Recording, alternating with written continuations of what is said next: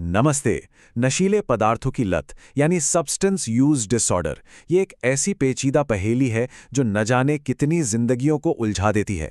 आज हम इसी के पीछे के विज्ञान को समझेंगे, परत दर परत। हमारे दिमाग के अंदर क्या होता है, इससे बाहर निकलने का रास्ता क्या है और सबसे जरूरी, इससे बचने का तरीका क्या है। तो चलिए शुरू करते हैं। तो आज का हमारा सफर कैसा रहेगा? हम 5 पड़ावों से गुजरेंगे। पहले हम समझेंगे कि ये समस्या आखिर है कितनी बड़ी। फिर हम दिमाग के अंदर झांक कर देखेंगे कि ये लत अपना जाल बुनती कैसे है। इसके बाद तनाव की भूमिका को जानेंगे और फिर आज़ादी की राह और रोकथाम के उपायों पर बात करेंगे।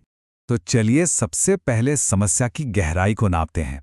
किसी भी चीज़ को समझने के लिए ये जानना बहुत ज़रूरी होता है कि हम असल में बात किस बारे में कर रहे हैं। जरा इस आंकड़े को देखिए, 18 लाख। ये कोई छोटा मोटा नंबर नहीं है।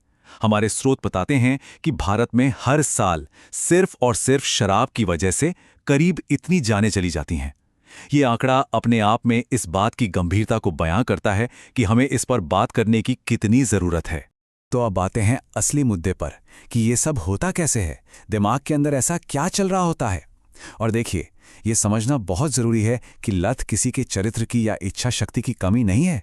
नहीं, ये तो दिमाग के अंदर होने वाला एक केमिकल लोचा है, एक तरह का दिमागी जाल है। सारी कहानी की शुरुआत यहीं से होती है। जब कोई इंसान शराब या ओपियोइड जैसा कोई नशीला पदार्थ लेता है तो उसके दिमाग में डोपामीन नाम का एक केमिकल, समझ लीजिए कि उसकी बाढ़ आ जाती है। और यही डोपामीन हमें वो तेज खुशी, वो सुकून का एहसास कराता है। और बस यहीं से ये चक्र घूमना शुरू हो जाता है। दिमाग को इस डोपामीन रश की आदत लग जाती है। उसे वो हाई बार बार चाहिए होता है।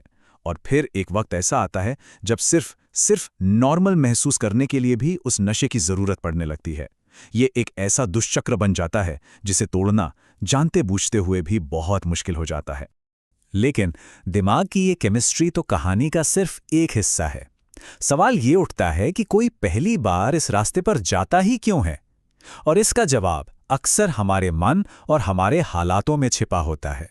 अक्सर लोग अपनी जिंदगी की मुश्किलों से, तनाव से, चिंता से एक तरह से भागने के लिए इन चीजों का सहारा ले लेते हैं और कुछ देर के लिए शायद राहत मिल भी जाती है। पर यह एक धोखा है, क्योंकि लंबे समय में यह तनाव और चिंता को कम नहीं करता, बल्कि और भी कई गुना बढ़ा देता है। यहाँ ये शब्द समझना बहुत जरूरी है, कोपिंग मैकेनिज्म। इसका सीधा सा मतलब है तनाव से लड़ने का हमारा तरीका। हम सबका अपना एक तरीका होता है। दिक्कत तब शुरू होती है जब शराब या कोई और नशा ही तनाव से लड़ने का एक गलत और अस्वस्थ जरिया बन जाता है। लेकिन यहाँ एक उम्मीद की किरण भी है। और सबसे अच्छी बात यह है कि लत एक ऐसी बीमारी है जिसका इलाज पूरी तरह से मुमकिन है। हाँ, ये रास्ता मुश्किल हो सकता है, पर सही मदद और पक्की इच्छा शक्ति से इस चक्र को तोड़ा जा सकता है। इस आज़ादी की राह पर अकेले नहीं चलना होता, एक पूरी टीम होती है जो मदद करती है। मनोचिकित्सक यानी साइकियाट्रिस्ट और क्लिनिकल साइकोलॉजिस्ट सही दवा और थेरेपी से रास्ता दिखाते हैं। लेकिन इन सब में परिवार का प्यार, उनका साथ और उनकी समझ वो सबसे बड़ी ताकत बनकर सामने आती है। जब कोई नशा छोड़ने की कोशिश करता है तो उसका शरीर रिएक्ट करता है। इसे ही विथड्रॉल सिम्टम्स कहते हैं।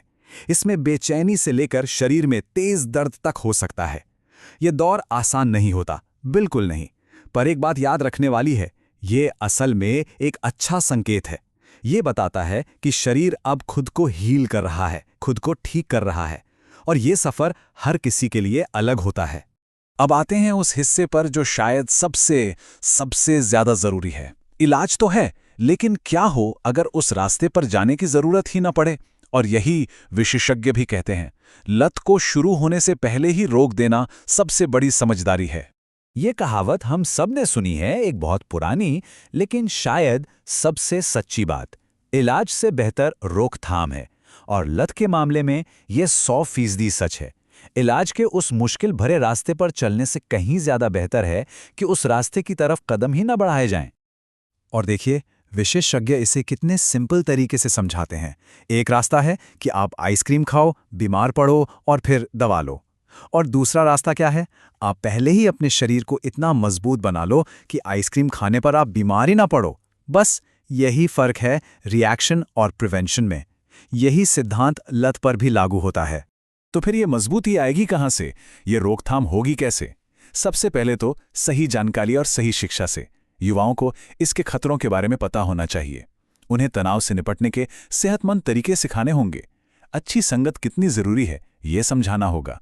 और सबसे बढ़कर परिवार में वो माहौल बनाना होगा जहां बच्चे खुलकर अपनी परेशानी बता सकें, बिना किसी डर के।